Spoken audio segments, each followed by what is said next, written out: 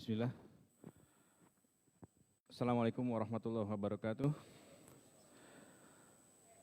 Alhamdulillah wassalatu wassalamu ala rasulillah amma ba'd. Segala puji bagi Allah yang telah memberikan kita nikmat sehat, nikmat iman hingga kita bisa berada di majelis yang mulia ini di Masjid Nurul Imam Blok M. Salat dan salam tidak lupa kita panjatkan kepada Nabi kita Muhammad sallallahu alaihi wasallam beserta kepada para sahabatnya, para tabi'in, para tabi'ut tabi'in dan senantiasa jejak orang-orang saleh yang mengikuti jejak beliau hingga akhir hayat nanti.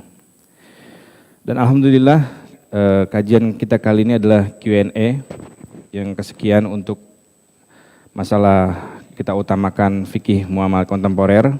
Dan bagi teman-teman yang hadir dimohon agar lebih mendekat ke depan, ke tengah, yang di sebelah kanan atau yang sebelah kiri, agar tidak salah paham nanti ya mendengar bagi teman-teman yang sudah hadir. Dan sebelumnya juga kami ingin menginfokan, insya Allah kajian kita kitab Harta Haram dan Muamalat Kontemporer di tanggal 30 nanti di pekan kelima, kita lanjutkan kembali bersama Ustadz Amin Nurbait Hafizahullah Ta'ala pada Juhur di tanggal 30. Bagi teman-teman yang belum memiliki bukunya atau yang sudah membukunya nanti bisa dibawa, dan bagi yang belum bisa info ke panitia masjid. Dan alhamdulillah pemateri kita sudah hadir di tengah-tengah kita. Bagaimana kabarnya Ustaz? Bismillah. Alhamdulillah. Alhamdulillah Ustaz ya. Capek Ustaz ya? Masya Allah baru pulang dari Jogja, baru tiba. Baru tadi pulang pagi, dari Jogja. Baru datang maksudnya. Baru datang dari Jogja. Alhamdulillah semuanya diberi kesehatan oleh Allah. Semoga jamaahnya juga semuanya dalam kondisi sehat. Alhamdulillah. Mungkin Ustadz sebelum kita mulai masalah Q&A, mungkin Ustadz bisa memberikan sedikit materi atau mau kita langsung saja Ustadz? Baik, coba kita kasih pengantar. Assalamualaikum warahmatullahi wabarakatuh. Alhamdulillahi rabbil alamin. Wassalatu wassalamu ala ashrafil mursalin. Nabiyyina wa maulana Muhammadin wa ala alihi wa sahbihi ajma'in. Wa ashhadu an la ilaha illallah wahdahu la syarikalah. Wa ashhadu anna Muhammadan abduhu wa rasuluh. Salawatu rabbi wa salamu alaihi wa ala alihi wa ashabihi. Wa man sara ala nahjihi wa istanna bisunnatihi ila yaumiddin. Alhamdulillah, puji syukur kita haturkan kehadirat Allah Azza wa Jalla. Di kesempatan sore ini Allah berikan kita waktu dan semangat untuk terus belajar dan menuntut ilmu. Dan salah satu di antara metode dalam belajar adalah dengan forum tanya jawab. Ibnu Abbas radhiyallahu anhuma, sahabat yang kita kenal dengan julukan Hibrul Ummah, tintanya umat. Dan dulu orang-orang di masa silam menyebut beliau dengan Al-Bahar, lautan. Beliau punya ilmu yang luar biasa. Sampai diceritakan oleh Atha bin Abi Rabah rahimahullah, testimoni Atha ketika beliau hadir di majelisnya Ibnu Abbas. Atha salah satu di antara murid dekatnya Ibnu Abbas pernah menyampaikan, "Ma ra'aitu majlisan akrama min majlisi Ibnu Abbas." Belum pernah aku melihat ada majelis yang lebih mulia dibandingkan majelisnya Ibnu Abbas. Aktsara fikhan wala a'dhama haibatan. Kaya akan nuansa fikih dan semuanya penuh dengan kekhusyuan. Ashabul Quran yas'aluna. Orang-orang yang ingin belajar Quran duduk di situ bertanya kepada Ibnu Abbas. Wa ashabul Arabiyyah yas'aluna. Yang pengen belajar bahasa Arab duduk di majelisnya Ibnu Abbas dan bertanya kepada Ibnu Abbas tentang masalah bahasa Arab. Wa ashabu syi'ri anhu yas'aluna. Dan orang-orang yang pengen belajar syair ada di majelisnya Ibnu Abbas bertanya kepada Ibnu Abbas. Fa kulluhum yasduru fi wadin awsa. Semuanya mengambil dari satu lembah yang sama. Sehingga yang pengen belajar fikih ada di majelisnya Ibnu Abbas. Yang pengen belajar tafsir ada di majelisnya Ibnu Abbas. Yang pengen belajar masalah syair, masalah bahasa Arab ada di majelisnya Ibnu Abbas. Ya'khuduna min wadin wahid. Mereka mengambil dari satu lembah yang sama. Demikian salah satu di antara bukti betapa Ibnu Abbas adalah seorang ulama sahabat yang sangat kaya dengan ilmu. Dan beliau pernah ditanya tentang bagaimana rahasia beliau bisa mendapatkan ilmu. Ibnu Abbas termasuk di antara sahabat junior. Beliau masuk Islam menjelang Fathu Mekah. Sehingga pertemuannya dengan Nabi SAW tidak selama sahabat-sahabat yang senior. Itu pun dalam posisi Ibnu Abbas masih anak-anak dan pernah berada di pangkuan Rasulullah SAW. Lalu didoakan oleh Nabi SAW, Allahumma faqihu fid din wa 'allimhu ta'wil. Ya Allah, berikan dia pemahaman masalah agama dan ajarkan takwil kepadanya. Dan pada waktu Nabi SAW wafat, Ibnu Abbas menjelang balik, belum balik, menjelang balik. Artinya beliau mendulang ilmu dari Nabi SAW itu belum mencapai usia balik, tapi ilmunya luar biasa.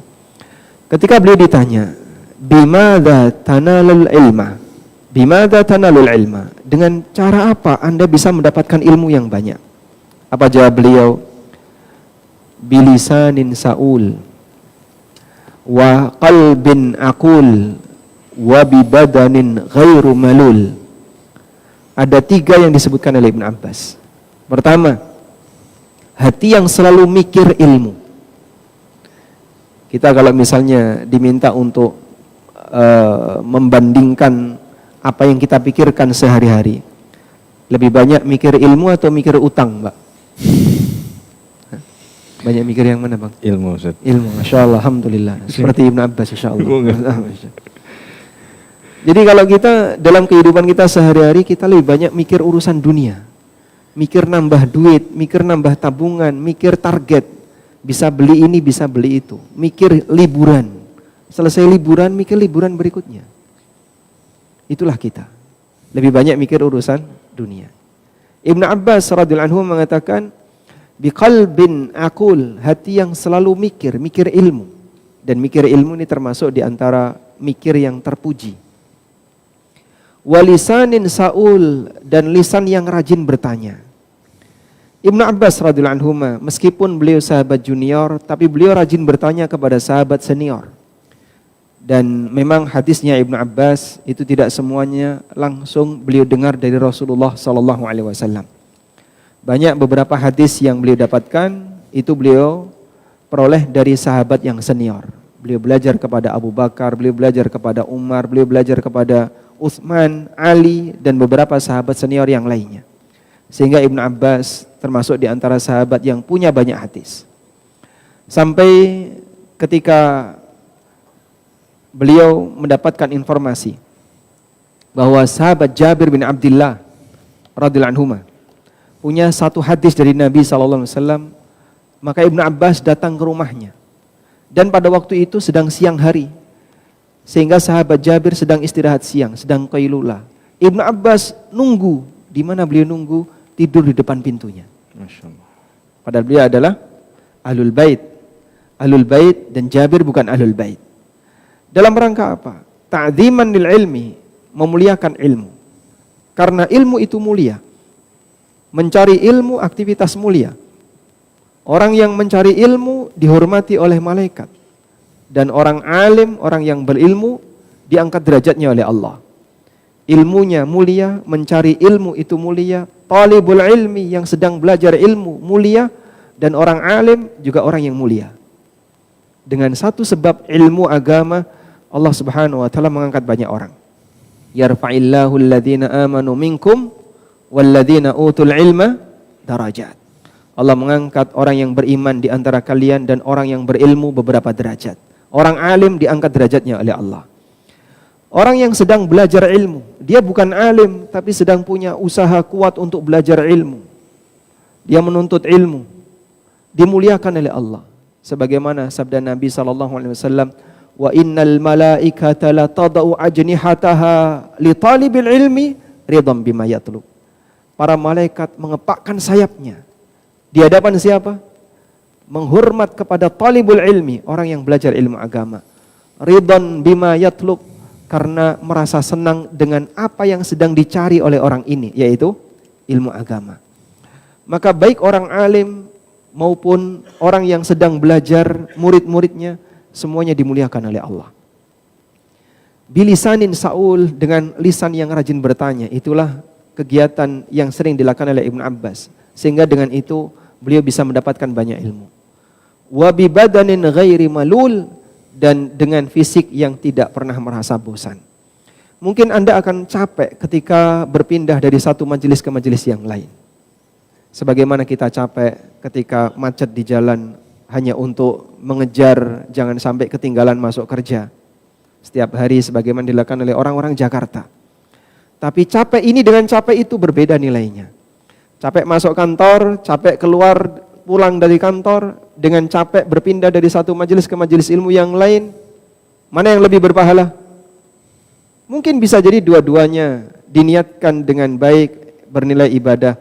Tapi tentu saja kita memahami capek dalam rangka mengejar majelis ilmu, insya Allah bernilai pahala yang lebih besar. Ibnu Abbas mengatakan, wa bibadanin ghairi malul, dan bekal yang ketiga agar orang bisa mendapatkan ilmu adalah fisik yang tidak pernah merasa capek ketika belajar. Kita selalu belajar, saya belajar, Bapak Ibu belajar, dan kita mohon petunjuk kepada Allah. Semoga Allah Subhanahu wa taala membukakan hidayah yang seluas-luasnya, salah satunya melalui majelis tanya jawab. Semoga ini jadi penyemangat bagi saya pribadi dan jamaah sekalian. Wallahu a'lam. Sudah selesai, Ustaz? Mau ditambahi? Anda tambah dengan pertanyaan, Ustaz, ya. Fadhal. Insya Allah nanti sesi pertanyaan sudah ada banyak juga yang masuk dan ada yang offline juga khusus untuk bagi teman-teman nanti di sini 2 pertanyaan dan ikutin instruksi aja dari panitia. Langsung aja pertanyaan pertama, Ustaz, ya. Kita langsung masalah pertanyaan muamalah. Assalamualaikum Ustaz. Waalaikumsalam warahmatullahi wabarakatuh. Izin bertanya, kalau sistem komisi fee yang dibatasi misal 3 atau sampai 3-4 tingkat. Kalau yang MLM yang saya tahu kan unlimited, downline, dan haram. Nah, kalau yang sejenis ini saya temukan 3 sampai dengan 4 tingkat saja. Jika member tingkat 3 berhasil menjual, maka member 1 mendapat fee. Saya ragu karena kita tidak ada usaha tapi mendapat fee dari tingkat 3. Yang usaha itu kan member tingkat ketiga saya. Untuk catatan, produk yang dijual halal dan proses awal adalah membeli produk lalu bisa menjadi affiliate dan harga produk sesuai dengan nilainya. Nah, ini contoh gambarnya, Ustaz. Sistemnya. Tayyib. Bagaimana, Ustaz, sistemnya ini? Masya Allah. Pertanyaan pertama sudah berat banget.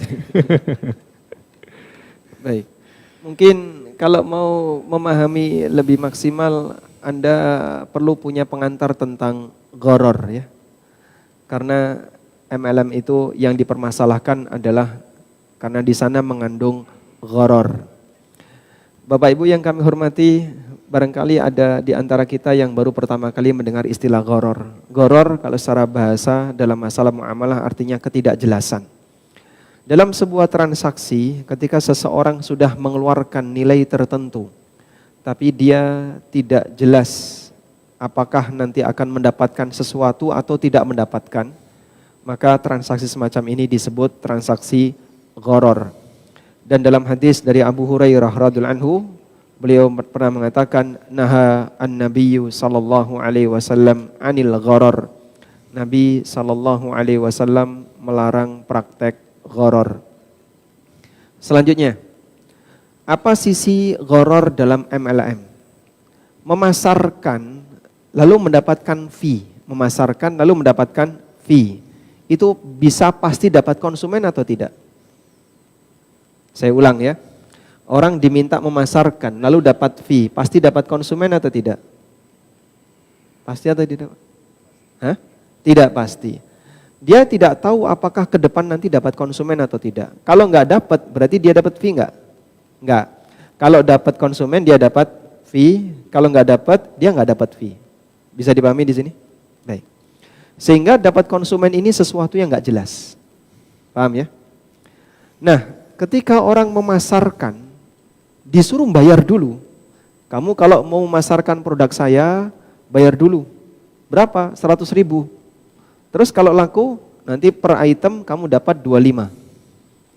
Sehingga kalau kau bisa dapat 4 orang, kau bisa balik modal. Oke, Anda bayar 100.000 ke saya. Sudah? Maka posisi Anda ketika bayar 100.000 ada di 2 keadaan. Bisa dapat konsumen, bisa nggak dapat konsumen. Bisa dipahami ini? Sehingga Anda bayar untuk sesuatu yang nggak jelas. Maka praktek transaksi ini statusnya gharar. Karena kita membayar nilai tertentu, tapi belum tentu dapat hasil. Bisa dipahami ya? Baik. Pak, tapi sekarang membernya nggak bayar Pak. Untuk jadi member nggak bayar. Cuman untuk jadi member wajib beli produk. Untuk jadi member wajib beli produk. Kalau nggak beli produk ya nggak bisa jadi member. Nanti harganya harga normal. Kalau harga member dapat 30% dan nanti akan ada sistem berjenjang. Baik. Ketika Anda diwajibkan untuk beli produk, di situ ada 2 kondisi. 1, harga produknya nggak normal. Ini normalnya anggaplah 3.000. Ini air normal harganya 3.000. Baik, karena pakai sistem MLM, kita iklannya agak sedikit bombastis. Tambahi ya, air ruqyah. Ya. Tadi dipakai sholat oleh ustadz misalnya. Masya Allah. Bekas sholat ya. Jadi masukkan saku dipakai sholat. Itu lebih dari sebatas pakai dzikir dan sholawatan loh Pak. Masya Allah. Ini air ditaruh di depan ustadz, jejer-jejer 10, mengelilingi ustadz ketika sholat. Masya Allah. Ya. Sehingga air ini, air kena pengaruh ibadah sholat. Harganya naik nih. Yang awalnya 3.000 jadi 30.000. Masya Allah. Kamu kalau mau memasarkan, maka syaratnya adalah beli dulu. Beli 5 minimal, nanti kau boleh jadi member. Dapat harga member. Sehingga dinaikin dulu tuh, bisa 10 kali lipat, bisa sampai sekian puluh kali lipat. Setelah dinaikin, barulah ada sistem fee member tadi. Begitu? Nah, berarti sebenarnya dia mewajibkan Anda beli dengan harga yang fantastis tadi, itu kan menyisipkan biaya member. Tapi di harga produk. Menyisipkan biaya member tapi di harga produk. Normalnya paling cuman sekian puluh ribu. Tapi karena ini harus ada biaya member, disisipkanlah di harga produk. Maka sebenarnya masih ada biaya member tapi tidak dipisahkan dengan harga produk. Bisa dipahami ya? Baik, sehingga ini semakna dengan yang pertama. Ya. Kondisi yang ketiga, yang tadi disebutkan, harganya sama kok Pak. Pembandingnya apa kalau harganya sama? Wong di pasaran nggak ada. Rata-rata kan produk MLM itu nggak ada di supermarket ya. Nggak ada, hanya khusus di jalur tertentu.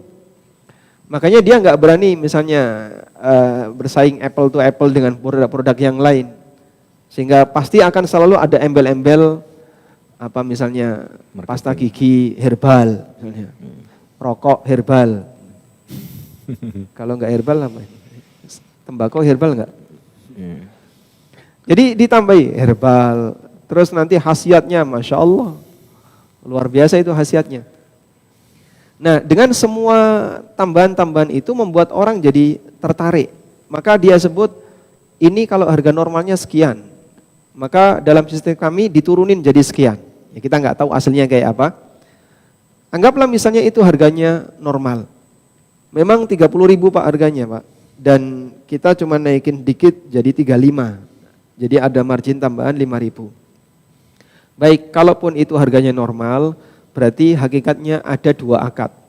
Hakikatnya ada 2 akad. Bapak kalau mau memasarkan syaratnya harus belanja, baru bisa jadi agen memasarkan. Syaratnya harus belanja. Kalau demikian berarti ada 2 akad. Akad pertama, akad jual beli. Akad yang kedua, akad ijarah. Kalau kamu mau melakukan akad ijarah, dapat fee memasarkan, maka syaratnya kamu harus beli dulu. Dan itu masuk kategori menggabungkan 2 akad dalam 1 akad. Baik, menggabungkan 2 akad dalam 1 akad, di mana akad kedua menjadi syarat bagi akad yang pertama.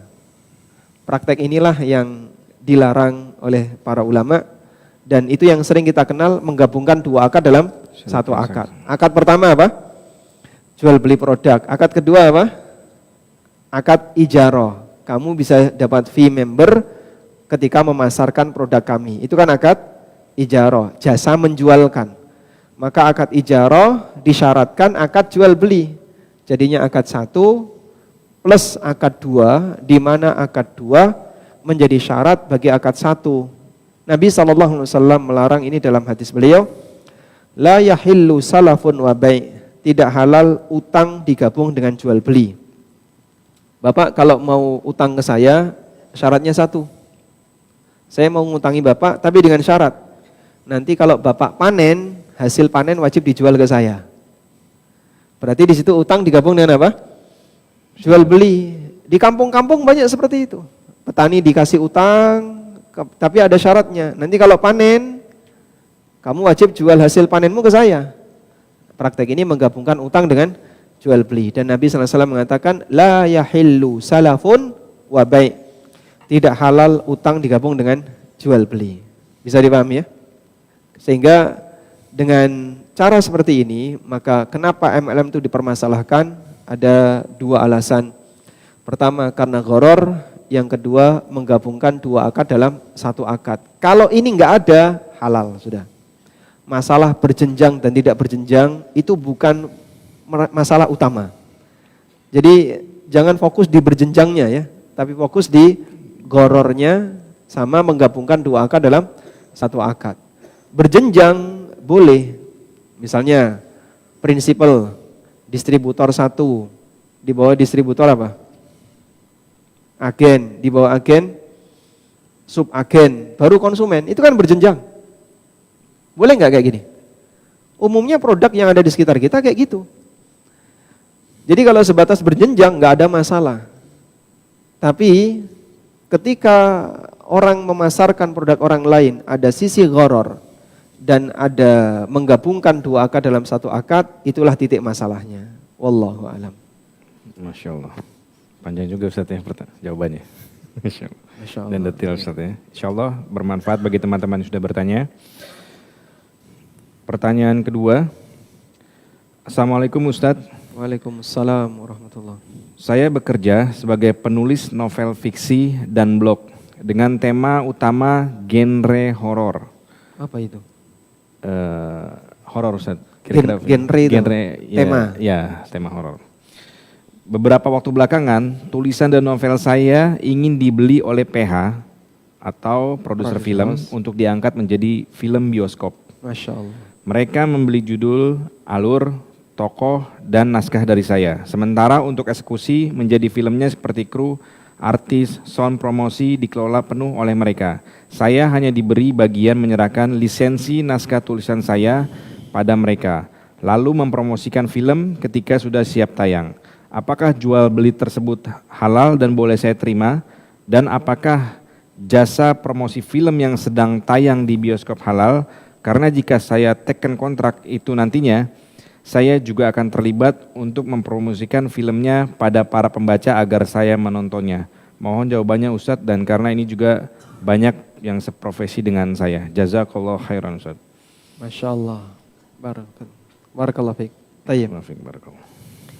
Andaikan diganti nulis sirah nabawiyah gitu bagus sih. Masya Allah, bagus banget Ustadz. Atau sejarah perjuangan para sahabat. Masya Allah.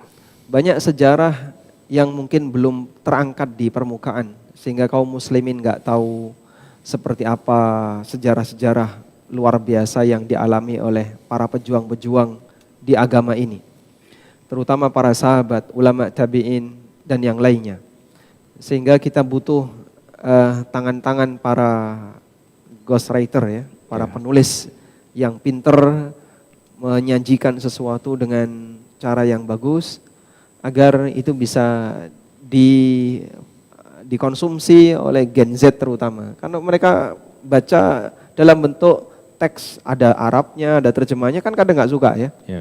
Tapi kalau dalam bentuk misalnya cerita yang lebih nyambung, ya, mungkin bisa lebih menarik. Tayyib. Pertama saya tanya dulu, kalau film horor sendiri menurut Anda kira-kira termasuk film yang baik atau film yang tidak baik? Tidak baik Ustaz. Eh? Tidak baik. Belum semuanya jawab ya. Film horor itu menggembirakan atau menakutkan, Pak? Nah, itu jelas ya. Baik. Sekarang itu film baik atau film tidak baik? Tidak baik. Tidak baik.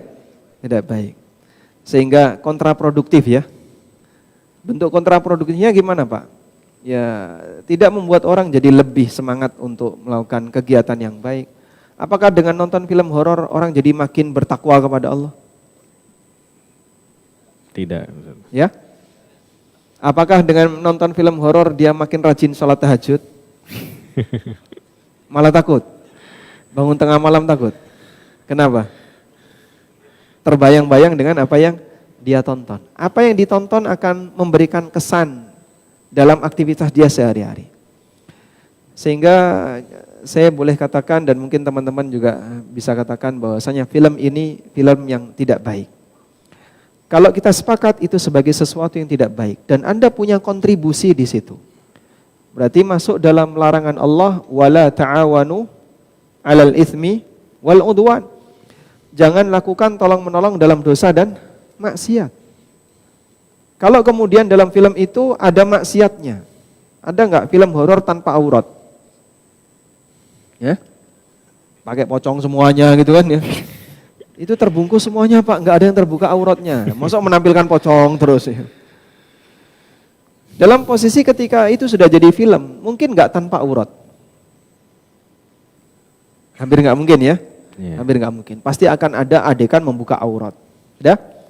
Yang kedua, ada enggak cerita bohong di situ? Banyak misalnya. Ya? Banyak. Ada kejadian seperti itu, tapi enggak benar, itu buatan. Sehingga enggak pernah ada kejadian seperti itu. Terus dibuat seperti itu, ilustrasi. Sehingga akan ada banyak hal fiktif, kebohongan di situ. Sudah? Belum lagi memberikan pengaruh orang untuk mikir yang enggak benar. Sehingga dia terbayang jin itu kayak gitu. Apa betul jin itu kayak gitu? Benar nggak jin itu kayak gitu? Ini kan beriman terkait, Anda yakin nggak jin itu ada? Yakin. Tapi seperti apa rupa jin? Wallahu a'lam. Memang terkadang jin bisa menampakkan diri dalam wujud tertentu. Baik. Intinya kita sepakat bahwasanya di sana ada sisi-sisi negatif dari film horor tersebut. Oleh karena itu, jika Anda berkontribusi di dalamnya, maka masuk dalam kategori ta'awun 'alal itsmi wal 'udwan. Dan jika itu menghasilkan, maka duit yang didapatkan karena kita bermaksiat statusnya haram. Duit yang didapatkan karena kita bermaksiat statusnya haram. Itu jadi kaidah. Semua harta yang didapatkan oleh seseorang melalui cara maksiat, maka harta itu statusnya harta haram. Oleh karena itu, kalaupun Anda jadi menjual novel tadi atau cerita fiktif tadi, kemudian Anda bisa mendapatkan duit, maka apa yang Anda dapatkan ini tidak halal. Waliyadzubillah, dan karakter dunia yang halal dihisab, yang haram diazab. Sehingga hindari yang semacam ini. Masih ada banyak peluang-peluang untuk bisa mendapatkan harta yang halal. Anda punya kemampuan untuk menulis. Enggak semua orang punya kemampuan untuk menulis. Bang Denny, coba nulis apa? Nulis WA, insyaallah. Enggak semua orang punya kemampuan menulis. Dan ini satu kelebihan, maka tolong tulis yang bermanfaat bagi umat, bermanfaat bagi masyarakat, bukan tulisan yang kontraproduktif sehingga membuat masyarakat justru semakin dihantui dengan perasaan takut dan seterusnya. Karena itulah dalam syariat kita tidak diajarkan untuk takut sama jin. Sebutkan satu ayat atau hadis yang mengajarkan kita takut sama jin. Gak ada ya? Gak ada. Sebaliknya, kita diajarkan oleh Nabi SAW untuk tidak ganggu dan tidak saling ganggu antara jin dan manusia. Jin tidak boleh ganggu manusia, manusia tidak boleh ganggu jin. Hanya aja satu kaidah ini, bahwa dalam urusan interaksi antara manusia dan jin itu cuma satu prinsipnya, jangan saling ganggu. Manusia jangan ganggu jin, jin jangan ganggu manusia. Belum lagi, mohon maaf, saya sangat yakin dalam pengambilan film horor, misalnya kok kemudian dia mengambil di tempat-tempat yang yang angker dan seterusnya, itu biasanya diiringi dengan sesajian. Misalnya dia minta izin dulu kepada jin, wahai simbah penghuni kampung ini, tolong jangan ganggu kami mau seperti ini dan seterusnya. Tidak lepas dari seperti itu. Dan kadang dia bawa dukun, kadang mereka bawa dukun. Maka kita hindari praktek semacam ini, jangan sampai kita terlibat di sana. Wallahu a'lam. Masya Allah, Allah ibarik fik Ustadz. Berarti banyak sekali penyimpangan Ustadz ya, masalah tentang tadi penulisan masalah horor. Ya, semoga yang suka nonton film horor tobat ya. Amin ya Ustadz. Nah, sebelumnya kami ingin memberitahu, habis satu pertanyaan ini yang saya bacakan, kami akan memberikan pertanyaan satu untuk Kesempatan laki-laki ya berjamaah, dan perempuan satu. Dimohon nanti berjamaah akhwat, silakan dinyalakan mikrofonnya setelah pertanyaan berikut Ustaz ya.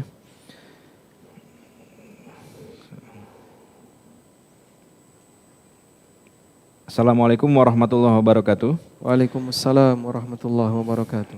Ustadz izin bertanya, bagaimana hukumnya affiliate di e-commerce yang apabila linknya diklik, iklan pada produk tersebut ada musik, aurat wanita, dan sebagainya di dalamnya.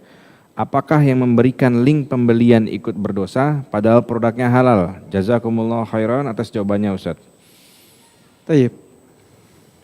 Afiliator itu kan sama seperti yang tadi ya. Dia sebagai orang yang memasarkan produk orang lain, dan ini dilakukan secara online.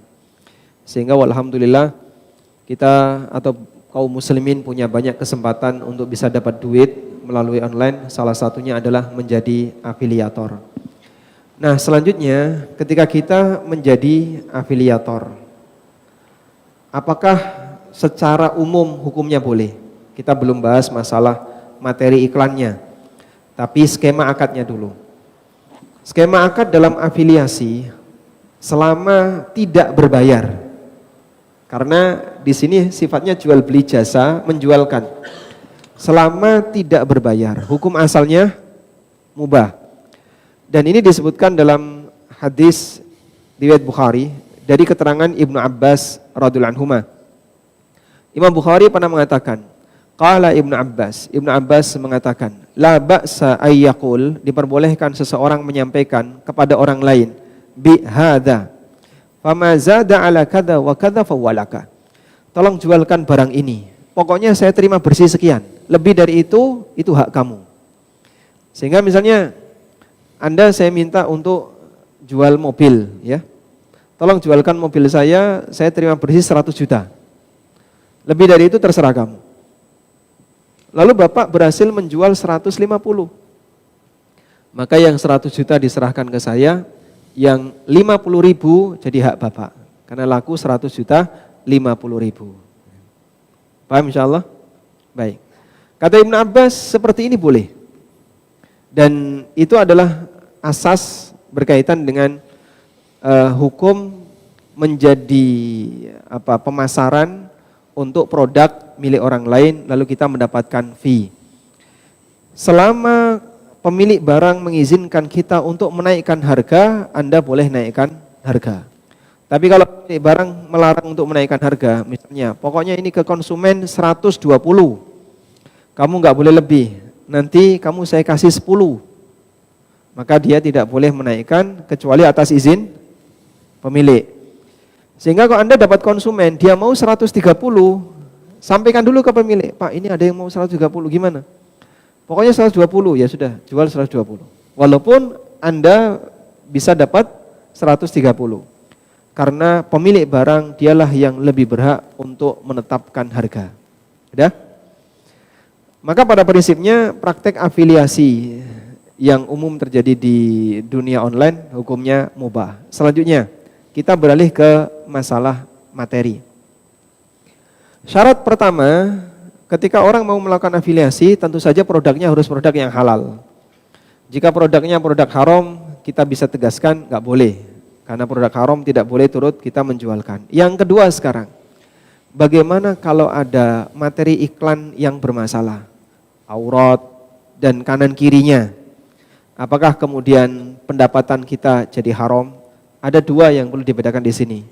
Pertama, fee. Pertama adalah fee dari Anda memasarkan. Yang kedua, sisi maksiat, dosa yang Anda lakukan. Kalau untuk fee-nya, insya Allah halal. Karena yang Anda lakukan murni memasarkan produk yang halal. Sehingga Anda dapat fee dari memasarkan produk halal itu, maka insya Allah Anda halal di sana. Sudah? Yang kedua, materi iklannya bermasalah Pak, ada iklannya, ada auratnya. Berarti Anda berbagi gambar aurat kepada orang lain. Tapi itu kan bukan yang utama. Bukan yang utama. Apakah saat afiliasi itu Anda menawarkan aurat? Siapa yang lihat aurat ini dapat duit gitu? Tidak ya. Sehingga yang Anda tawarkan bukan auratnya tapi apa? Produknya. Cuman materi iklannya mengandung aurat. Beda dengan kasus novel horor tadi ya. Kalau itu dia terlibat dalam rantai eksekusi maksiat. Kalau ini enggak, dia tidak terlibat dalam eksekusi maksiat, tapi ada unsur maksiat. Mungkin mirip seperti ketika Anda jualan di pasar. Jualan di pasar ada aurat. Pasar mana yang kosong aurat? Tidak ada kayaknya. Enggak ada. Iya. Di Blok M sepi aurat enggak? Kebalikannya kayaknya Ustaz. Sehingga kalau kita misalnya, saya Pak jualan, misalnya jualan herbal atau jualan baju laki-laki di pasar, misalnya pasar mana yang paling ramai auratnya? Aurat tercecer di mana-mana. Itu pendapatannya halal atau haram? Halal. Tapi Anda tidak akan pernah lepas dari dosa. Kenapa? Di tempat itu ada aurat, ikhtilat, senggolan, dan seterusnya. Aneka warna maksiat di situ campur aduk jadi satu ya, banyak ya. Baik. Maka mungkin kalau lepas dari dosa nggak bisa. Cuman insya Allah pendapatan Anda halal. Ya. Tanah Abang itu auratnya berkurang nggak? Banyak juga. Oh banyak juga. Baik, wallahu a'lam. Insyaallah.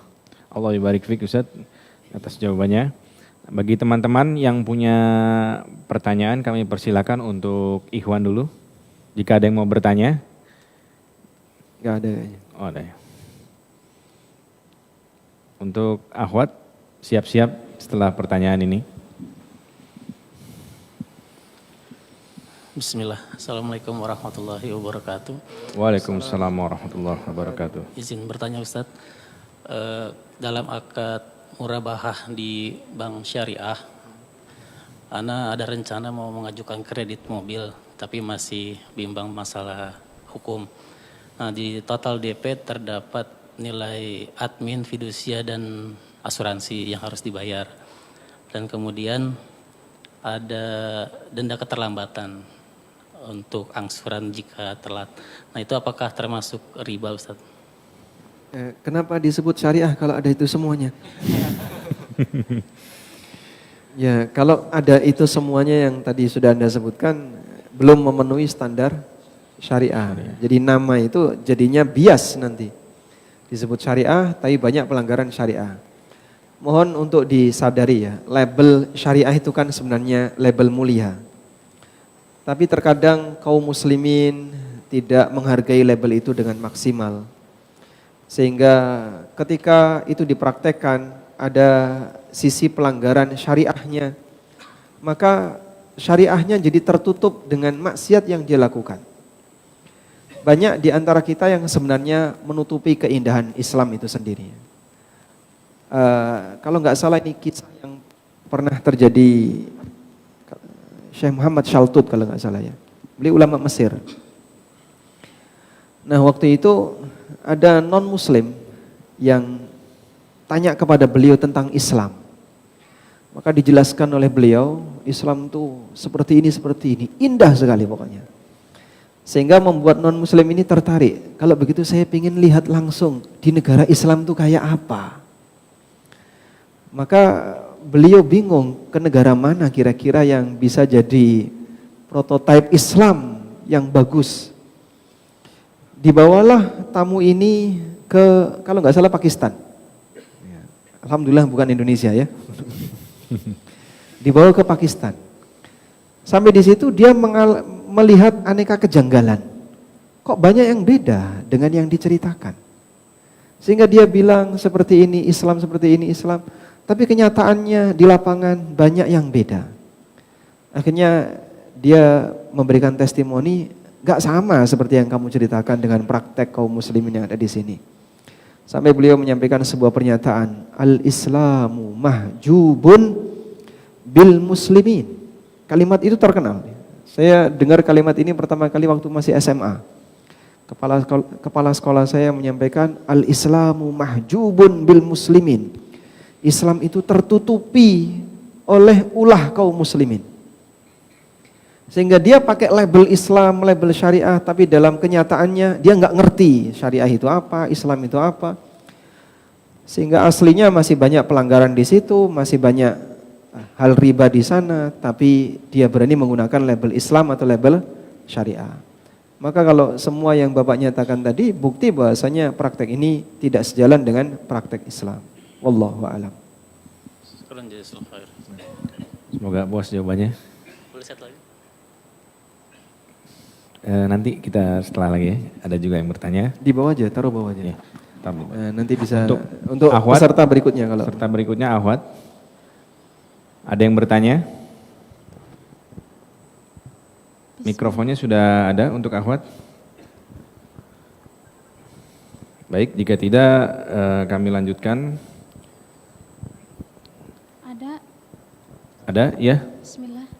Mic-nya tolong didekatkan ke sumber suaranya. Ya. Bismillah. Mau izin bertanya Ustadz tentang hukum just tip. Maaf, suaranya bisa dibesarkan sedikit, Mbak, mic-nya kurang dekat. Iya, Bismillah.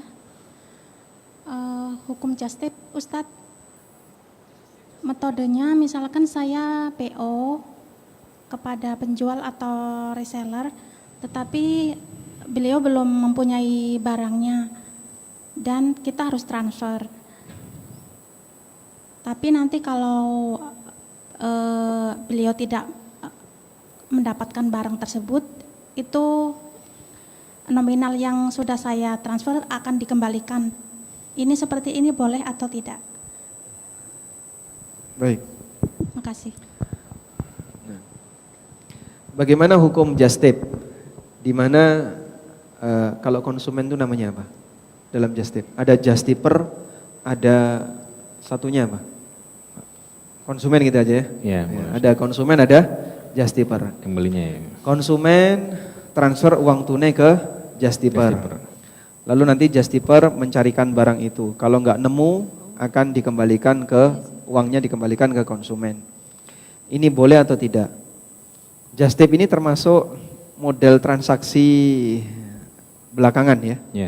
Ya meskipun dulu ada, tapi sempat viral dan jadi salah satu sumber pendapatan sebagian orang belakangan. Saya pernah ketemu jamaah yang beliau itu hanya melayani just tipper sampai keliling-keliling Eropa. Jadi mungkin hampir tiap bulan itu ke Eropa untuk melayani just tipper. Karena beliau sempat bertanya hukum menjual produk branded, karena yang dijual produk branded, tapi dukung Yahudi. Nah, masalahnya di dukung Yahudi. Pak, ini lagi perang ya Pak, kalau lagi perang ya jangan Pak.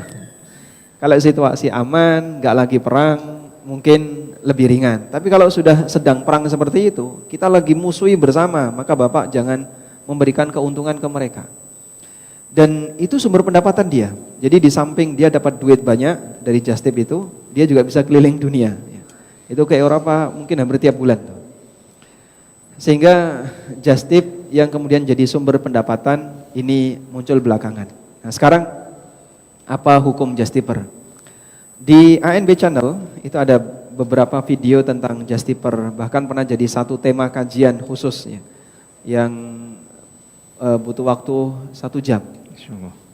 Itu jawab pertanyaan just tipper saja. Apakah Anda ridho kalau ini saya jawab 1 jam? Dialihkan saja gitu. Sederhananya begini, just tip itu ada beragam akad, ada beragam sistem akad. bisa akadnya akad salam. Salam itu berarti posisi justiper sebagai musallam, sedangkan konsumen sebagai musallim, sebagai penjual salam dan sebagai konsumen salam. Anda bayar uang tunai ke penjual salam, lalu nanti dicarikan barang. Praktek seperti ini transaksi salam. Nah, untuk transaksi salam hukumnya diperbolehkan, tapi ada syaratnya. Waktu penyerahan barangnya harus fix, harus jelas. Sebab Nabi SAW pernah bersabda dalam hadis riwayat Muslim dari sahabat Ibnu Abbas radhiyallahu anhuma, qadiman Nabi SAW al-Madinata wa hum yuslifuna fi tamri sanatan aw sanataini aw thalath. Ketika Nabi SAW tiba di kota Madinah, masyarakat Madinah melakukan praktek jual beli salam untuk setahun, 2 tahun sampai 3 tahun. Lalu beliau mengatakan, faman aslafa falyuslif fi kailin ma'lum wa waznin ma'lum ila waqtin ma'lum. Siapa yang mau melakukan akad salam, maka takarannya jelas, timbangannya jelas, batas waktunya jelas. Kalau produk yang tidak ditakar dan tidak ditimbang seperti barang-barang sehari-hari kayak tas tidak ditimbang ya. Boleh dilakukan salam Pak? Boleh, asal deskripsinya jelas, bahkan ada fotonya. Udah, gak jadi masalah. Tapi waktunya harus jelas, sehingga kapan barang itu akan didapatkan? Di waktu ini, tanggal sekian atau pekan sekian di bulan ini, insya Allah tidak masalah. Selama waktunya jelas, Anda boleh melakukannya. Ini yang pertama. Yang kedua, dengan menggunakan skema ijarah. Skema ijarah itu berarti kita menyuruh dia untuk mencarikan barang, maka statusnya akad jual beli jasa. Justiper kita minta untuk mencarikan barang, dia menjual jasanya ke konsumen, mencarikan barang, terus kita bayar. Lalu kita bayar itu justiper. Praktek seperti ini boleh nggak? Boleh. Nah, nanti kalau nggak dapat, uangnya dikembalikan, tapi dia tetap dapat fee, karena dia sudah bekerja. Dia sudah bekerja. Misalnya kebutuhan taksi, kemudian tenaga yang dia keluarkan, nanti dia bisa dapat fee, karena dia sudah bekerja, walaupun hasilnya tidak ada. Bisa dipahami ya? Baik. Bedanya dengan salam gimana Pak? Kalau salam harganya fix, tidak boleh berubah. Misalnya 500.000. Kunci di 500.000. Kok justiper dapatnya 600, rugi 100, nggak boleh minta tambah. Sebaliknya ketika justiper dapat harga 300, maka yang 200 keuntungan dia. Dan konsumen tidak boleh minta 200 tadi. Itu keuntungan justiper, karena harganya sudah terkunci. Sudah? Beda dengan ijarah tadi. Kalau ijarah harganya sesuai real. Harganya 500, ya bayar 500. Harganya 400, bayar 400. Nanti kamu dikasih fee sesuai kesepakatan. Ini konsekuensi akad ijarah dengan akad salam. Baik akad pertama maupun kedua, hukumnya boleh. Dan yang penting adalah jalankan sesuai dengan konsekuensi akadnya. Oleh karena itu kalau mau justip harus jelas dulu akadnya. Mau akad salam ataukah akad ijarah. Ada akad yang ketiga. Akad ketiga adalah akad murabahah lil amir bisyira. Akad murabahah untuk orang yang nyuruh belikan. Jadi itu bentuknya, tolong saya dibelikan barang ini, nanti kalau dapat berapa kamu saya kasih keuntungan. Itu namanya murabahah. Baik. Maka kalau akadnya murabahah, selama justiper belum membeli barang itu, konsumen tidak boleh membayar sepeser pun, karena akadnya murabahah. Dan kalau konsumen membayar dengan sudah akad, berarti masuk kategori menjual barang yang belum dimiliki, melanggar hadis Nabi SAW, la tabi' ma laysa indak. Jangan kau jual barang yang belum kau miliki. Sudah? Yang keempat, akad utang. Akad utang itu bentuknya gini. Justiper membelikan barang dengan niat ngutangi konsumen. Dah tak utangi dulu, saya talangi dulu. Setelah ditalangi untuk belikan barang, terus nanti diserahkan kepada konsumen. Nah, kalau akadnya utang, maka dia tidak berhak dapat keuntungan. Karena orang memberi utang kepada orang lain, dia tidak boleh ngambil keuntungan. Kullu qardin jarra naf'an fahuwa riba. Semua utang yang menghasilkan manfaat statusnya riba. Pertanyaannya, saat Anda justiper itu Anda milih akad yang mana? Karena nanti masing-masing konsekuensinya beda. Sehingga di sini bisa kita petakan ya. Justip uang menyusul di belakang itu akadnya ada dua. Murabahah lil amir bisyira atau akad utang. Justip dengan uang tunai di depan akadnya juga ada dua. Bisa akad ijarah, bisa akad salam. Kalau tadi uangnya di depan, berarti Anda punya dua pilihan akad tadi. Wallahu a'lam. Allah barik fiik Ustaz. Semoga ukti yang bertanya bisa puas dengan jawabannya. Dan teman-teman juga kayaknya banyak justiper sebentar lagi nih. Di bawah pasar Ustaz. Ya, sambil umroh bisa. Oh Masya Allah. Ya. Justip minyak wangi ya. Oh ya betul, Masya Allah. Baik, pertanyaan kita kembali dari yang sudah masuk. Assalamualaikum warahmatullahi wabarakatuh Ustaz. Waalaikumsalam warahmatullahi wabarakatuh. Bagaimana hukum kontrak dengan pegawai saya yang jika saya buat tidak memenuhi syarat, misal 1 tahun bekerja, maka akan kena denda sejumlah sekian. Hal ini semata-mata agar pegawai serius bekerja dan tidak gampang resign, apalagi di generasi Gen Z. Jika tidak boleh, bagaimanakah cara mensiasatinya? Apakah ini boleh Ustadz? Jadi kontrak dengan pegawai jika resign kurang dari setahun kena denda. Kena denda. Ya. Bagaimana cara mensiasatinya? Ya, jika tidak boleh hal yang tadi. Jadikan menantu gitu gimana? Masya Allah. Lama sekali nanti ya. Oh gitu Ustadz ya. Solutif gak ini?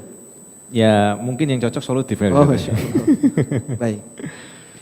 Sekiranya Anda ingin menahan pegawai biar dia tidak gampang keluar. Karena terkadang orang ketika keluar padahal dia sudah kita didik misalnya, kemudian dia tiba-tiba keluar akan menyusahkan pihak perusahaan. Insya Allah syarat seperti yang tadi Anda sampaikan. Jika resign sebelum 1 tahun kena denda, boleh. Selama pegawainya setuju. Sehingga di MOU nanti disebutkan, harus jelas ya di MOU. Ada klausul yang menyatakan jika karyawan keluar atau pindah ke tempat yang lain sebelum bekerja selama setahun, maka akan kena denda. Sebutkan angka dendanya. Jangan denda gitu aja, denda berapa, titik sudah. Itu begitu ada kasus, nah sekarang hakimnya mana ini, dendanya berapa? Di klausul itu nggak disebutkan. Akhirnya nanti ada nuansa saling mendolimi. Kemarin saya dapat pertanyaan dari salah satu wali santri. Ada klausul denda jika pindah pondok. Ada klausul denda jika keluar dari pondok. Tapi tidak disebutkan angkanya. Nah, ketika tidak disebutkan, dalam bayangan wali santri nilainya sekian. Ternyata ketika kesepakatan denda nilainya 2 kali lipat dari bayangan wali santri. Wah, itu sampai terjadi kasus. Jadi masalah. Makanya kalau mau serius ada klausul seperti itu, tetapkan nilai dendanya agar saat tanda tangan itu dia bisa ngukur kira-kira resiko saya berapa yang harus saya bayar kalau saya melanggar klausul ini. Begitu ya. Jangan sampai nilai dendanya tidak disebutkan. Wallahu a'lam. Jadi intinya boleh Ustaz ya kita dia. Syarat seperti ini enggak masalah. Boleh, tidak ada sisi pelanggaran syar'inya. Masya Allah. Allah yubarik fiik Ustaz. Barakallahu fiik. Yang kedua, Assalamualaikum warahmatullahi wabarakatuh. Waalaikumsalam warahmatullahi wabarakatuh. Saya punya usaha gamis perempuan. Bagaimana jika modelnya perempuan tapi matanya aja yang kelihatan Ustadz? Apakah video jenis ini diperbolehkan? Maaf. Oh, iklannya pakai model perempuan. Ya, iklannya kalau pakai model laki-laki ya bahaya malah. Karena laki-laki tidak boleh memakai baju perempuan. Tasyabuh Ustaz ya. Nah. Nah, bagaimana, karena qadarullah saya belum ada modal lebih untuk beli patung Ustaz. Jadi sementara saya pakai model perempuan, ya karena gamis lebar mungkin saya di sini dari bahasanya. Manusianya lebih murah daripada patung maksudnya ini. Iya Ustaz. Manekin sama manusia mahal mana Mas? Mahalan manusia Ustaz aslinya. Aslinya mahal Aslinya, manusia. Iya. Tapi manusia menjatuhkan harga dirinya, Betul. jadi lebih murah dari manekin. Betul Ustaz. Yang ini kejadian banyak. Masya Allah. Baik, harga manekin berapa Bang? Tergantung kayaknya Ustaz. Ana pernah beli dulu kalau buat produk sendiri itu dulu pernah ada yang 200.000 sampai 3 juta juga ada Ustaz. Oh gitu ya. Ya, kisaran. 200.000 insya Allah sudah Setengah mewakili. badan Ustaz. Oh setengah badan. Oh. Nggak ada kepala gitu. Nggak ada kepala. Ya, kadang seperti itu. Baik. Mungkin kalau sekiranya Anda belum punya manekin, pinjam manekin tetangga ya. Agar Anda tidak menggunakan fisik wanita asli untuk ditampilkan dalam memasarkan produk. Iya. Sampai pada posisi ketika sudah nggak mungkin Pak, ini adanya cuman ini ya. Ketersediaannya adalah model wanita. Iya. Ya kalau demikian dan Anda yakin nanti yang nonton adalah para wanita, insya Allah tidak masalah. Kalau di umum Ustaz, kan banyak juga nih Ana lihat di Instagram kadang-kadang tuh model yang ya hijab syar'i sih. Ya. Tapi perempuan, tapi kita tahu itu ya perempuan di-blur sedikit aja gitu Ustaz. Ya. Ya, bagaimana Ustaz hukumnya? Bagaimana hukumnya? Ya, Ya di Blok M aja banyak yang asli Pak. Oh gitu. Apalagi cuman foto. Masya Allah. Ya. Jadi kalau kita berbicara ini menggunakan model perempuan. Nah, kamu kalau jalan keluar ketemu nggak? Ya, gitu. Ya, makanya hukum di sini berlaku juga di situ. Kita ketemu aslinya bukan cuman Iya, fotonya. Wallahu a'lam. Insya Allah. Setelah pertanyaan ini akan kembali lagi ke pertanyaan Ikhwan 1 dan Akhwat 1.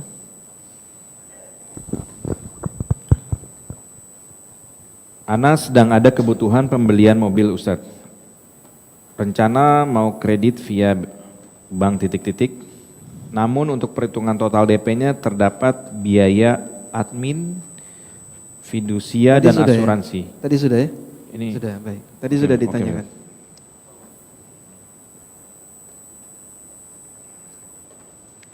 Assalamualaikum warahmatullahi wabarakatuh. Waalaikumsalam warahmatullahi wabarakatuh.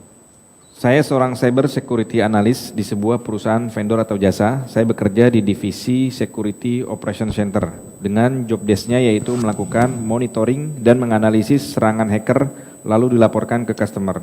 Ya. Namun perusahaan tersebut memiliki sebagian customer, perusahaan umum dan sebagian perusahaan riba seperti bank, asuransi atau kredit. Apa hukum saya bekerja di sana Ustadz? Jika status penghasilannya syubhat, apakah saya tetap boleh bekerja di sana atau saya harus resign? Baik, pertama ketika kita bekerja di sebuah perusahaan yang perusahaan itu bercampur pendapatannya, ada yang mubah, ada yang bermasalah, ada yang haram. Apakah kita boleh bertahan? Karena nanti kan pendapatannya jadi campur ya. Apakah kita boleh bertahan? Lihat mana yang dominan. Kalau dominan mubah, maka Anda boleh bertahan. Tapi kalau dominan bermasalah, Anda harus resign dari sana agar tidak terhitung sebagai orang yang melakukan tolong-menolong dalam maksiat. Angka dominan yang disebut banyak sehingga menuntut kita harus resign itu berapa?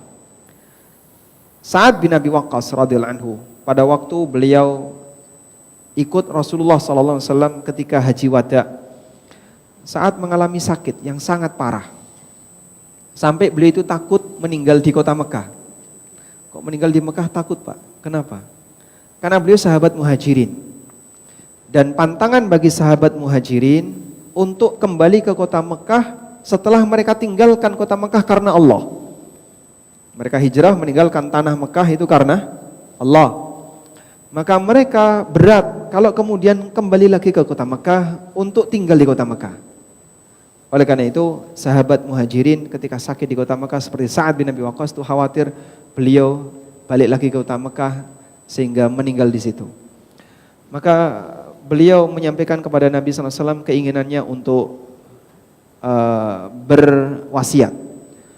Ya Rasulullah, aku akan wasiatkan seluruh hartaku. Dilarang oleh Nabi SAW. Kalau begitu setengahnya, dilarang oleh Nabi SAW. Kalau begitu sepertiganya. Setelah Sa'ad menyebutkan sepertiga, Lalu Rasulullah sallallahu alaihi wasallam mengatakan ats-tsulutsu was-tsulutsu katsir. Kalau sepertiga enggak masalah dan sepertiga itu sudah banyak.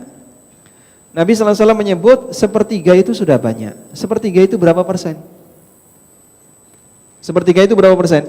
Ya, 30-an persen. Anggaplah 33 itu angka fiksnya ya. Anggaplah 30%. Maka dianggap besar, dianggap banyak kalau nilainya 30%. Oleh karena itu jika ada sebuah perusahaan yang campur pendapatannya, ada yang halal, ada yang haram, dan pendapatan yang haram itu 30% dari total revenue perusahaan, maka itu sudah dianggap banyak. Berarti perusahaan ini mendapatkan penghasilan yang haram dalam jumlah yang banyak. Karena berapa? 30%. Untuk itu Anda nanti bisa mengukur jika nilainya sampai 30% untuk klien-klien yang bermasalah tadi ya. Klien perusahaan riba atau perusahaan khamr atau perusahaan haram yang lainnya. Kok di angka 30%, maka Anda harus siap untuk meninggalkan tempat. Tapi kalau di bawah 30% silakan Anda bertahan dan nanti Anda tanya kepada bagian keuangan, revenue dari perusahaan yang bermasalah berapa? Misalnya 10% Pak, berarti nanti gaji Anda setiap kali terima potong 10%.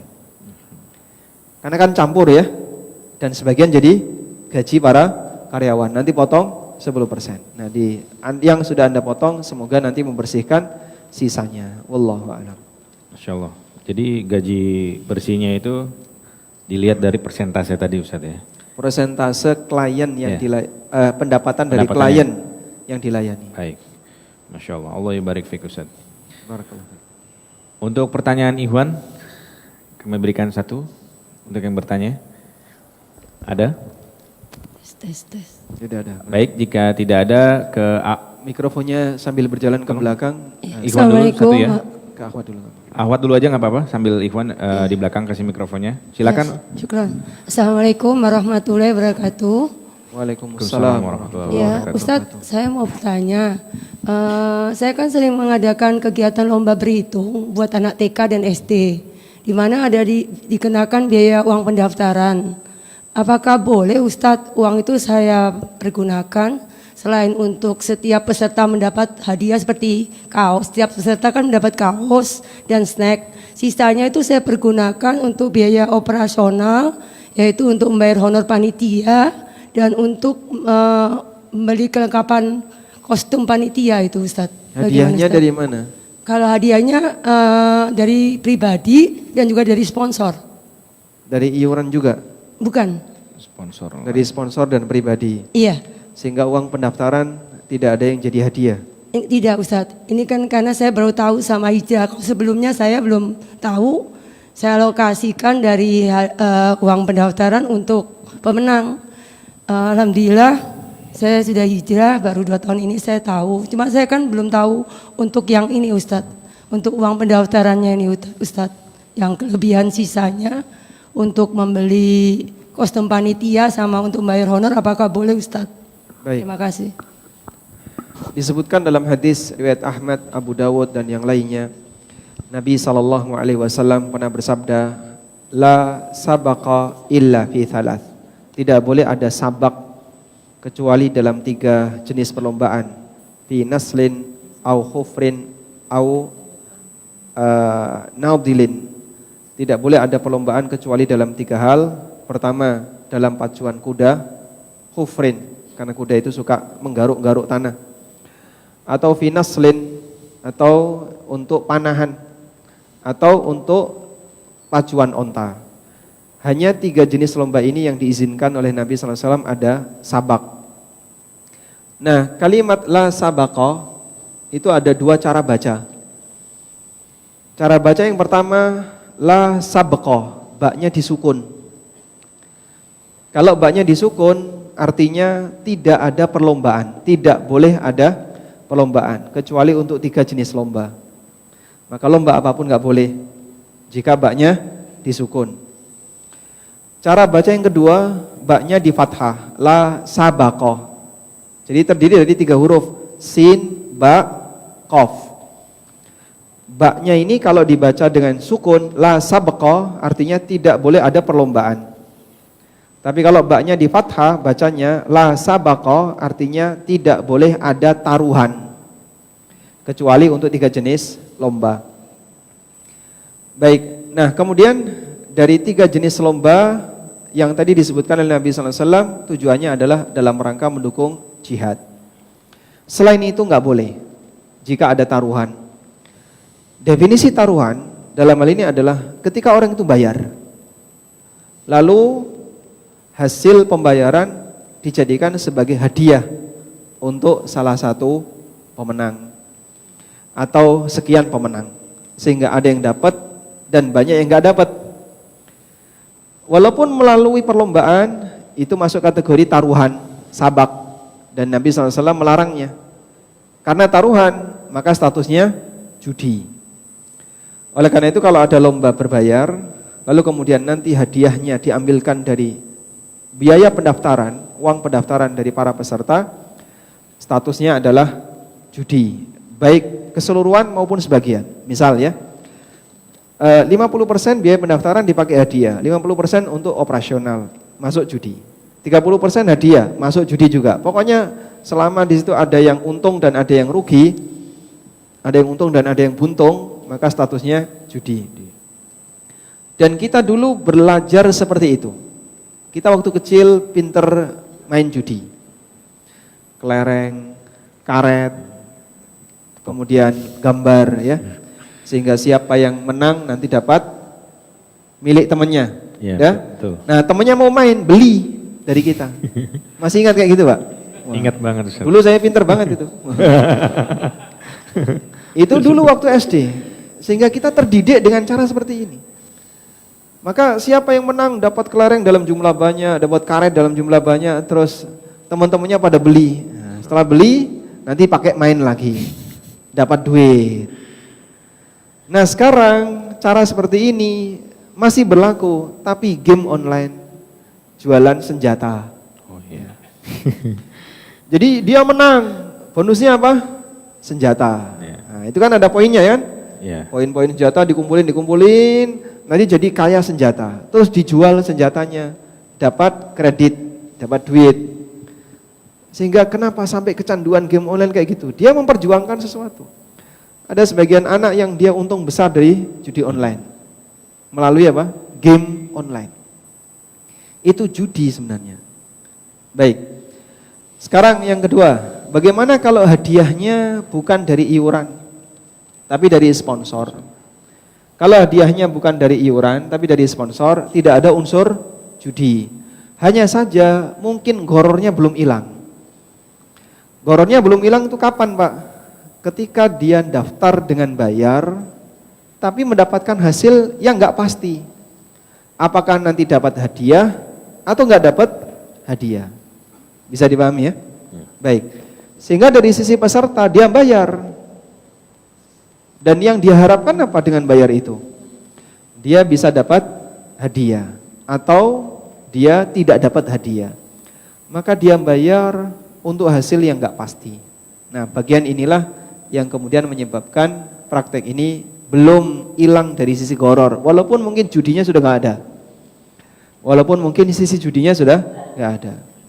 Maka kalau mau betul-betul lomba, kalau bisa dibuat free, sehingga tidak ada pendaftaran.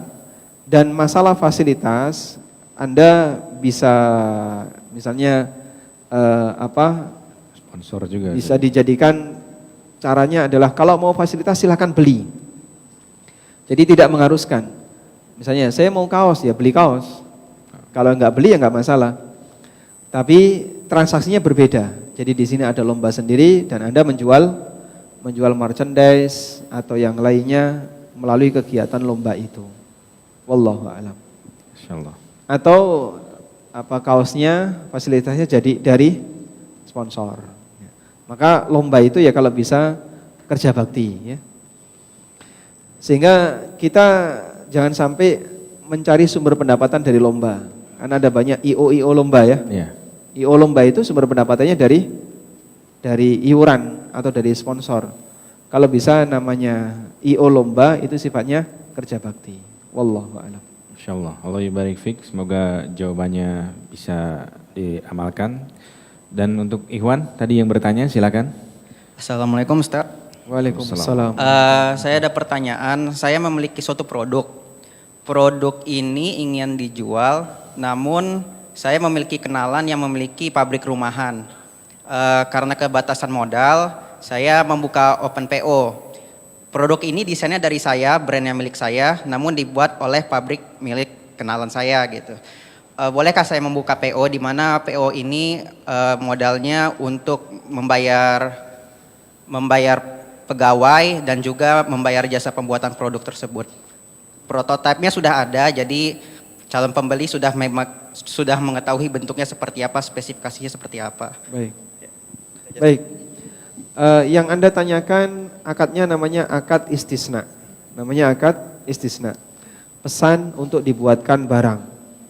Nah, dalam akad istisna itu diperbolehkan transaksinya tidak tunai alias dibayar dengan cara DP. Jadi Anda bayar DP dulu, terus diproduksi, setelah jadi dibayar sisanya.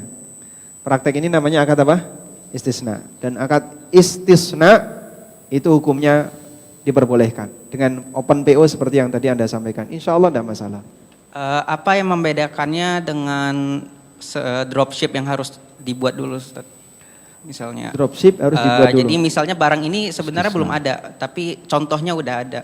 Yang punya pabrik bukan saya, kenalan gitu. Jadi kita hanya membayar jasa pembuatan saja ke dia. Baik. Berarti Anda sudah akad dengan konsumen? Belum. Kalau Anda belum akad dengan konsumen, alhamdulillah nggak ada masalah. Tapi kalau Anda sudah akad dengan konsumen, nah barulah posisi Anda dipertanyakan.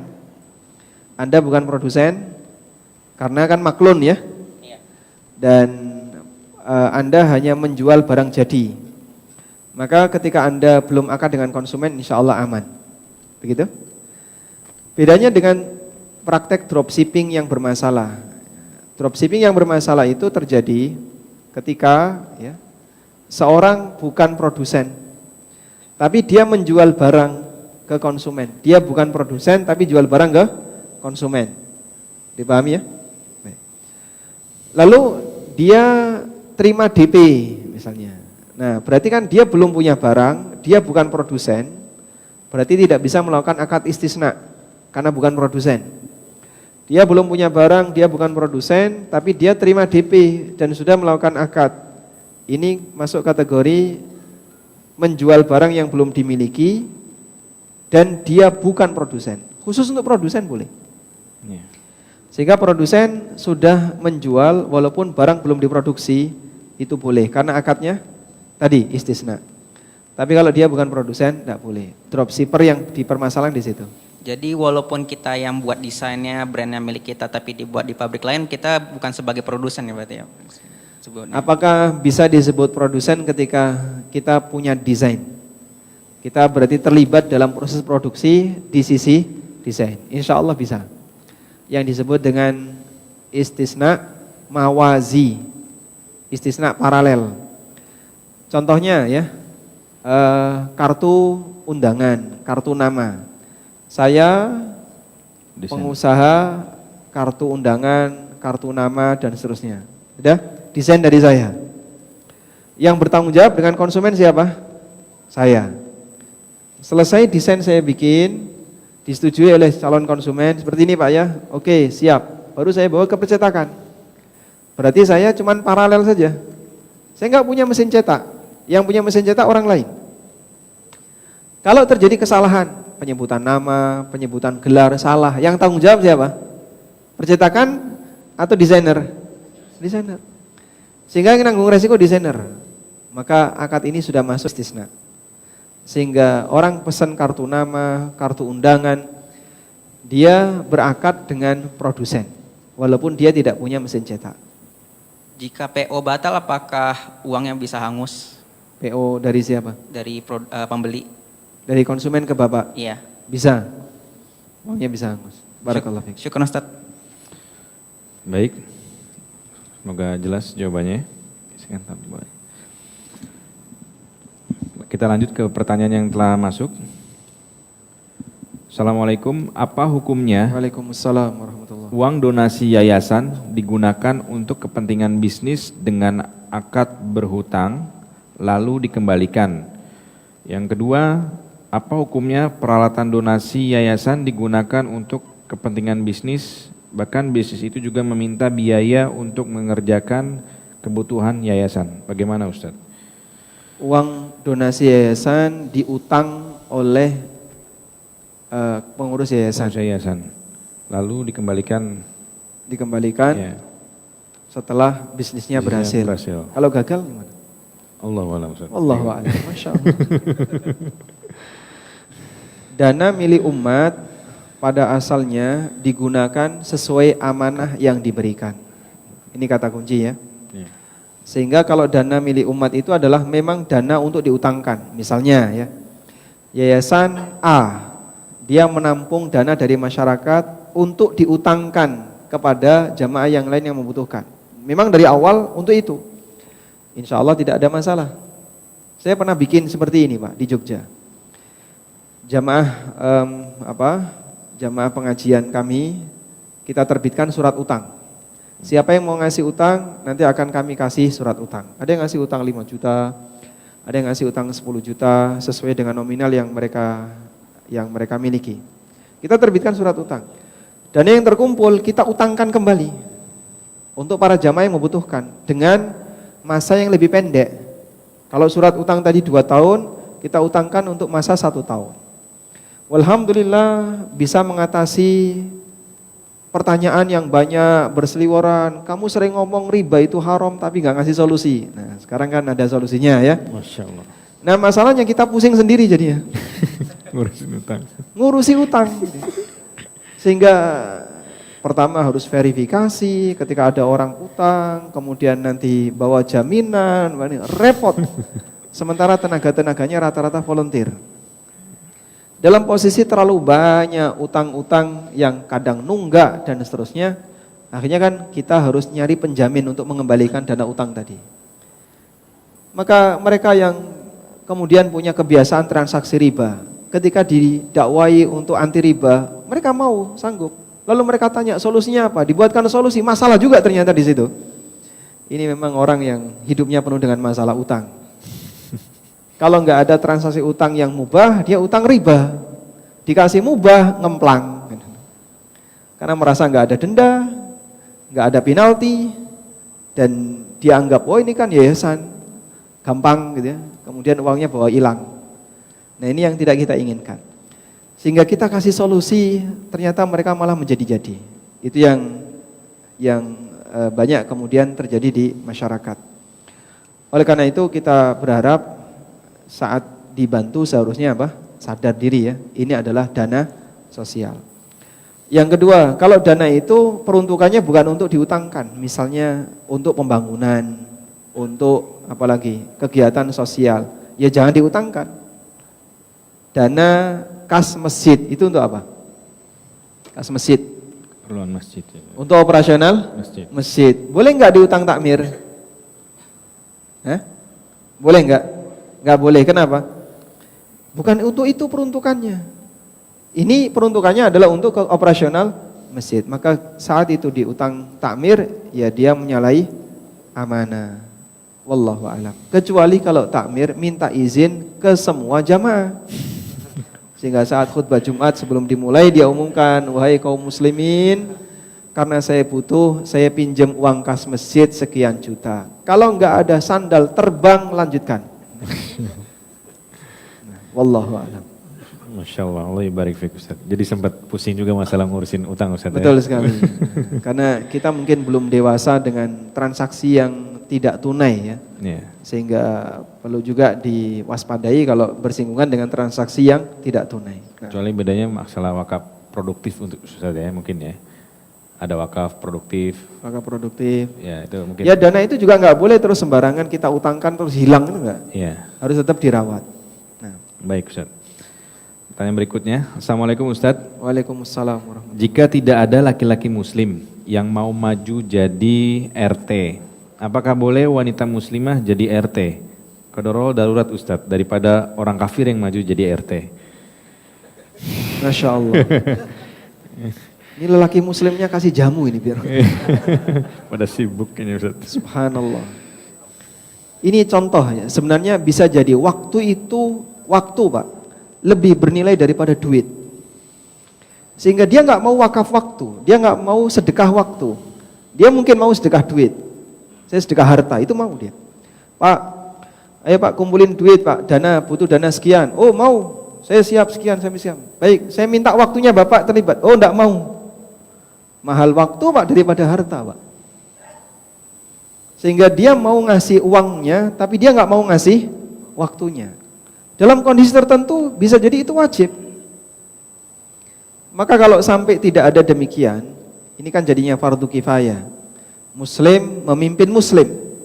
Menjadi pemimpin seperti ini bisa jadi fardu kifayah. Kalau nggak ada muslim semuanya dosa. Sehingga dia harus salah satu di antara mereka. Kalau Bapak ingin melaksanakan fardu kifayah, maju Pak. Baik, saya bersedia untuk jadi ketua RT.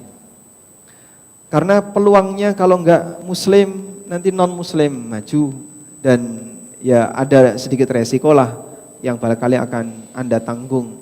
Kecuali kalau posisi Anda di negeri non muslim ya. Sementara di sini mayoritas muslim dan banyak kaum muslimin yang tinggal di situ, sudah selayaknya ada pemimpin lingkungan, kepala lingkungan yang juga beragama Islam. Jadi mungkin sampaikan dulu pesan ini biar ada di antara mereka yang bersedia. Ini bisa jadi wajib, statusnya fardu kifayah bagi mereka. Kalau sampai ternyata pesan ini juga nggak digubris, Pak nggak bisa Pak, mereka tetap nggak mau. Baik, terpaksa wanita muslimah yang memimpin, sehingga dia jadi Bu RT untuk memimpin para ibu-ibu RT yang lain dan mengendalikan para bapak-bapak RT. Masya Allah. Hubungannya ras di dunia paling kuat itu ibu-ibu ya. Ibu-ibu Oh, kayaknya, Masya Allah. terbalik. Baik. Jadi semoga nanti Anda bisa mengendalikan ibu-ibu yang lain untuk mengajak bapaknya tobat. Masya Allah. Allah ibarik fiik Ustaz. 3 pertanyaan terakhir Ustaz. Ya, yang pertama, benarkah menikahi janda dapat pahala jihad setiap hari? Karena ada salah seorang dai yang menyampaikan seperti itu. Bagaimana Ustaz? Ini jamaahnya kalau saya jawab benar seneng nggak Pak? Masya Allah. Lomba kayaknya Ustaz. Lomba. Benarkah menikahi janda dapat pahala jihad setiap hari? Gimana Pak? Oh moderatornya. Masya Allah. Tarik nafas dulu. Saya ikut bahagia Ustaz. Tarik nafas dulu. Ada sebuah hadis riwayat Muslim, riwayat Bukhari Muslim, dari sahabat Abu Hurairah radhiyallahu anhu. Catat Pak hadisnya Pak. Masya Allah. Siapin. Nabi SAW pernah bersabda, As-sa'i alal armalati wal miskini kal mujahidi fi sabilillah wa ahsibuhu qal wa kal qa'imil ladzi la yaftur wa kas-sa'imil ladzi la yuftir. As-sa'i alal armalah, orang yang memberikan nafkah bagi para armalah. Armalah artinya wanita yang tidak punya suami, bagi para janda. Wal miskin, dan orang-orang miskin. Kal mujahidi fi sabilillah, maka dia seperti mujahid fi sabilillah. Wa ahsibuhu qal, dan aku menyangka Nabi SAW bersabda, wa kal qa'imil ladzi la yaftur, seperti orang yang tahajud yang tidak pernah putus. Wa kas-sa'imil ladzi la yuftir, dan seperti orang yang puasa yang tidak pernah berbuka. Artinya tiap hari puasa yang tidak pernah putus. Ibnu Battal radhiyallahu anhu rahimahullah, Ibnu Battal ini punya syarah Sahih Bukhari sebelum Al-Hafidz Ibnu Hajar. Sehingga keterangan beliau sering dikutip oleh Al-Hafidz Ibnu Hajar dalam Fathul Bari. Beliau pernah menyampaikan, bagi siapapun yang dia tidak punya amal jihad fisabilillah, seperti kita ini ya, kita nggak pernah punya amal jihad fisabilillah, maka dia bisa punya peluang untuk mendapatkan pahala jihad fi sabilillah dengan cara seperti ini. Masya Allah. Yaitu menafkahi janda dan orang miskin. Bahkan dia nanti bisa dimasukkan dalam golongan al-qaim as-saim, orang yang rajin tahajud dan rajin puasa. Padahal dia tidak tahajud dan tidak puasa. Baik. Ini keutamaan bagi mereka yang menafkahi janda. Nah, selanjutnya, apa makna as-sa'i 'alal armalah? Menafkahi janda. Yang dimaksud menafkahi janda di situ, sebagaimana keterangan An-Nawawi, maknanya adalah al-kasib laha.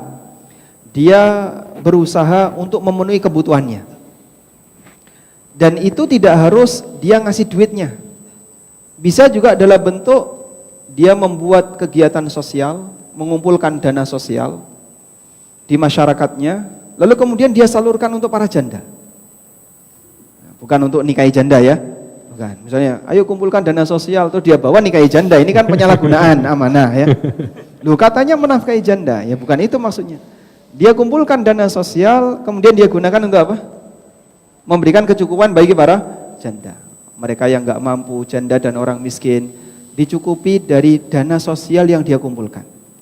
Karena itu bagi mereka yang memperjuangkan lembaga-lembaga filantropi dan dia sifatnya volunteer, tidak dibayar, itu insya Allah masuk dalam kegiatan ini. Mujahid fisabilillah.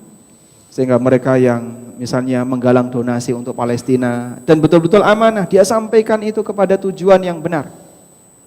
Bukan dalam rangka untuk bekerja. Atau orang menggalang donasi untuk kegiatan sosial diberikan kepada fakir miskin dan janda, maka insya Allah dia mendapatkan pahala. Ini peluangnya tidak hanya untuk bapak, termasuk juga untuk ibu. Wanita bisa nggak Pak dapat pahala kayak gini? Bisa nggak? Bisa. Bisa. Sehingga kalau itu juga peluangnya berlaku bagi wanita, berarti kan maknanya bukan menikahi janda, tapi mengupayakan dana untuk mencukupi kebutuhan para janda dan fakir miskin. Sehingga misalnya ibu-ibu menggalang dana antar sesama, lalu dari luar Anda kumpulkan, kemudian Anda gunakan untuk menyantuni orang-orang yang tidak mampu, maka insya Allah mereka juga turut mendapatkan pahala sebagaimana yang disebutkan dalam hadis ini. Baik, lalu apakah maknanya juga termasuk menikahi janda? Wallahu a'lam. Karena kalau sudah dinikahi nanti jadinya nggak janda lagi. Jadi pahala dapat istri. Berbeda antara mencukupi nafkah dengan menikahi. Jadi bisa nggak Bapak misalnya usia berapa? 28. Sudah nikah belum? Belum. Menafkahi janda bisa nggak? Bisa. Mampu 70 tahun ya. 80 tahun bisa? Kalau Anda ingin mendapatkan pahala seperti jihad fisabilillah. Masya Allah. Berarti teman-teman udah catat ya tadi ya, Masya Allah ya. Jadi kalau begini, nikah itu yang afdal janda atau gadis? Gadis, Ustaz. Ya? Gadis. Kenapa? Lebih nyaman mulutnya katanya. Iya kan? Iya, dengar hadis kayak gitu kan. Lebih ramah mulutnya, lebih ada lagi lah Ustaz ya. Baik, tergantung kebutuhan. Oh gitu Ustaz ya. Tergantung kebutuhan. Anda butuh yang mana? Oh gadis.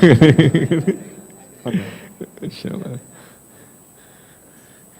Pertanyaan berikutnya, saya jadi terkesima Ustaz. Terkesima maksudnya gimana? Pertanyaan barusan Ustaz. Bismillah, Ana berinvestasi di sukuk musyarakah dan mudorobah yang proyeknya adalah untuk renovasi gedung, pembangunan rumah dan pengadaan seragam kerja. Yang qadarullah mangkrak alias terhambat semua pengembalian modal dan bagi hasilnya. Apakah uang yang Ana investasikan di sukuk-sukuk tersebut harus Ana keluarkan juga zakat malnya Ustaz? Syukron. Taib. Anda keluar uang ya, yang itu kemudian akan berubah wujud jadi yang lain. Investasi yang Anda keluarkan dalam bentuk uang akan berubah wujud jadi semua proyek tadi. Baik. Apakah perlu dizakati? Kalau pertanyaannya perlu dizakati, berarti lihat hasil akhir dari dana Anda. Sekarang bentuknya apa? Kalau bentuknya sudah berbentuk produk yang siap jual, berarti statusnya barang dagangan. Apakah barang dagangan wajib dizakati? Jawabannya wajib, sehingga Anda perlu mengeluarkan zakatnya. Tapi kalau bentuknya, wujudnya bukan barang dagangan Pak, tapi aset, misalnya perlengkapan, pembangunan, kemudian apalagi misalnya aset berupa ruko atau gedung perusahaan. Nah, semua aset ini tidak wajib dizakati. Karena itu agak rumit untuk menghitung zakat investasi jika kita tidak tahu wujudnya. Wa ala kullin, intinya yang paling gampang begini. Jika Anda mendapatkan pengembalian modal dan bagi hasil itu melebihi dari waktu 1 tahun. Misalnya Bapak keluarkan modal di bulan sekarang. Sekarang bulan apa? Rabiul Akhir. Sudah masuk Rabiul Akhir belum? Hah? Mungkin sudah masuk ya. Saya enggak titen. Atau di ujung Rabiul Awal. Anda keluarkan modal di bulan ini. Di Rabiul Akhir ujung atau sudah masuk Jumadi? Masih Rabiul Akhir. Keluar modal di bulan Rabiul Akhir, tanggal 1 November. Ya? Dikembalikan tanggal Desember tahun depan. Nah, berarti kan melebihi 1 tahun ya. Melebihi 1 tahun. Nah, otomatis duit Anda bertahan dalam waktu 1 putaran haul yang seharusnya zakat Anda di Rabiul Akhir, tapi karena tertunda, uang itu enggak ada. Nah, ketika lebih dari 1 tahun dikembalikan, Anda keluarkan zakat saat terima. Insya Allah itu lebih aman. Sehingga Anda bisa yakin betul sudah berwujud duit, ya, nilainya jelas, meskipun tertunda lebih dari 1 haul. Anda keluarkan zakat ketika Anda terima. Wallahu a'lam. Masya Allah. Allah barik fiik Ustadz. Sebelum ada 3 hadiah yang dibagikan, nanti Ustadz bisa bertanya kepada jamaah. Satu lagi pertanyaan dari ras terkuat, Ustadz, di belakang ada yang nanya-nanya di sini. Oh, silakan. Dipersilakan Akhwat bertanya, pertanyaan terakhir. Dan insya Allah habis ini Ustadz akan membagikan 3 hadiah untuk jamaah. Bismillah, Assalamualaikum warahmatullahi wabarakatuh. Waalaikumsalam warahmatullahi wabarakatuh. Afwan izin bertanya Ustadz. Jadi anak itu kan akhir-akhir ini lagi ikut KPR, kredit pemilikan rumah. Sebelum-sebelumnya pernah ikut survei tapi mengandung bunga, dan akhirnya saya menemukan KPR yang non bunga tapi dia tidak bekerja sama dengan bank syariah. Lalu pertanyaan saya, apa hukum kredit rumah dengan sistem KPR, dan apakah cicilan kredit rumah itu termasuk riba dan sebaiknya mengikut KPR atau lebih baik mengontrak saja? Syukran Ustadz. Baik, mungkin terlalu global nih pertanyaannya. Karena kita tidak tahu bagaimana skema yang beliau lakukan ketika melakukan akad KPR. Kalau dari sisi nama, KPR itu apa sih? Kredit pemilikan. P-nya itu apa? Perumahan ya. Perumahan, R-nya? Kredit Rakyat. pemilikan rumah. Oh, salah Pak. Kredit pemilikan rumah, bukan kredit perumahan rakyat Pak ya. Nanti ada KPJ, kredit pemilikan pejabat. Baik, kredit pemilikan rumah, kalau itu melibatkan lembaga keuangan, melibatkan bank, apakah kemudian transaksi ini boleh? Tergantung skema akadnya gimana. Kalau banknya beli dulu, misalnya rumahnya sudah available, sudah jadi ya, lalu dibeli oleh bank, sudah. Setelah itu setelah terima kunci, walaupun untuk sertifikat menyusul. Kemudian setelah itu Anda membeli dari bank. Anda membeli dari bank setelah dibeli oleh bank dan dimiliki oleh bank. Anda membeli dari bank dan nyicil ke bank. Insya Allah tidak masalah. Selama bank itu sudah beli unit rumah tersebut dari developer. Tapi kalau bank belum beli, tandanya apa? Rumah belum jadi Pak, baru tanah kapling, cuman ada mungkin pondasi, lalu sudah ditransaksikan. Nah itu kan bank belum serah terima, wong rumahnya belum jadi. Tapi Anda sudah melakukan akad KPR, saya pastikan ada pelanggaran di sana. Sehingga Anda membeli rumah sementara posisi bank belum memiliki unit itu. Dan ketika bank belum memiliki unit itu, berarti Anda tidak bisa transaksi dengan dia. Otomatis Anda transaksi dengan bank bukan jual beli, tapi akad utang piutang. Dan ketika akad utang piutang, maka terlarang bagi Anda untuk memberikan kelebihan bagi bank tersebut. Cuman di sini ada sedikit informasi yang ingin saya sampaikan terkait masalah KPR. Baru saja ada orang yang pasang status bahwa dia KPR di bank besar terkenal sudah nyicil 8 tahun. Nah, pas mau dilunasi ternyata SHM-nya tidak ada. Dan setelah ditelusuri masih sertifikat induk dan sedang diagunkan di bank lain oleh developernya. Dan sekarang developernya sudah bangkrut, cuman bisa hubungan sama kurator. Nah, ketika ditanya oleh kurator, utang developer lebih gede daripada asetnya.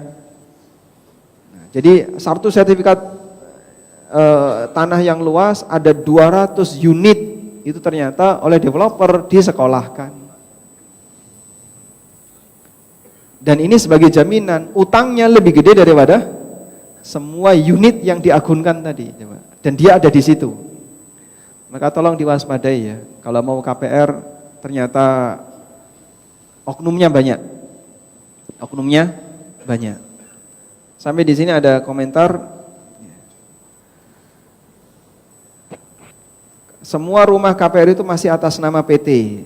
Jadi mentok di SHGB suratnya. Memang bisa diurus jadi SHM, tapi ngurusnya 20 tahun lagi kalau lunas. Jadi bahaya kalau kemudian bersinggungan dengan developer. Developer itu manusia bukan malaikat. Namanya bisnis bisa saja dia bangkrut. Nah, kalau dalam waktu sekian puluh tahun dia bangkrut, ya berbahaya. Bisa jadi rumah Anda tidak keluar sertifikat. Dan kasus seperti ini di Indonesia banyak. Ya. Sehingga tolong diwaspadai, jangan sembarang developer, iklannya memang nggak ada nama syariahnya. Tapi kadang dia ngemplang. Kemarin nama syariah disudutkan. Nah, KPR syariah atau perumahan syariah disudutkan. Developer yang nggak syariah kenapa nggak pernah disudutkan? Padahal oknumnya banyak, penjahatnya banyak. Dan banyak perumahan yang nggak beres seperti ini. Sehingga tolong diwaspadai. Wallahu a'lam. Demikian dari Ustadz jawabannya. Semoga teman-teman bisa mengamalkan apa yang telah Ustadz jawab dan menjadi pembelajaran buat kita semua. Mungkin Ustadz bisa bertanya kepada jamaah. Ada hadiah 3 Ustadz di sini. Hadiah ada berapa? Ya, ada 3 Ustadz. 3. Insyaallah. Baik. Pertanyaan yang pertama. Sebutkan 4 akad jastip. Silakan. 1. Salam. Ijarah. Murabahah. Oh, Masya Allah, barakallahu fiik, dapat hadiah. Yang kedua, tadi kita menyinggung tentang akad istisna. Apa pengertian akad istisna?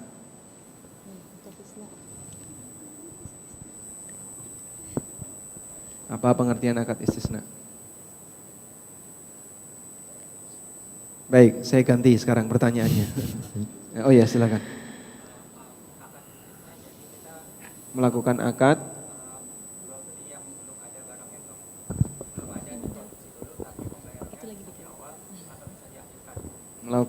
dengan itu kata kuncinya di situ. Baik, selesai ya. Melakukan akad dengan produsen. Tayyib. Yang ketiga, apa beda dropshipping dengan akad istisna? Silakan. Kalau dropship ini bukan produsen. dan belum punya barang. Kalau istisna, Masya Allah, baik dapat hadiah. Alhamdulillah. Masya Allah. Sudah habis Bang? Udah habis Ustaz? Alhamdulillah. Baik, semoga apa yang kita bahas ini menjadi ilmu yang bermanfaat. Amin. Dan ini di Jumat sore, Anda bisa maksimalkan untuk banyak berdoa kepada Allah. Jangan lupakan negara Bapak Ibu untuk disebutkan dalam doa-doa baik Anda. Semoga Allah memberikan yang terbaik bagi negara kita, memberikan keberkahan dan melindungi kaum muslimin serta aktivitas mereka. Wassallallahu ala nabiyyina Muhammadin wa ala alihi wa sahbihi wa sallam wa akhiru da'wana anil hamdulillahi rabbil alamin. Wassalamualaikum warahmatullahi wabarakatuh. Waalaikumsalam warahmatullahi wabarakatuh.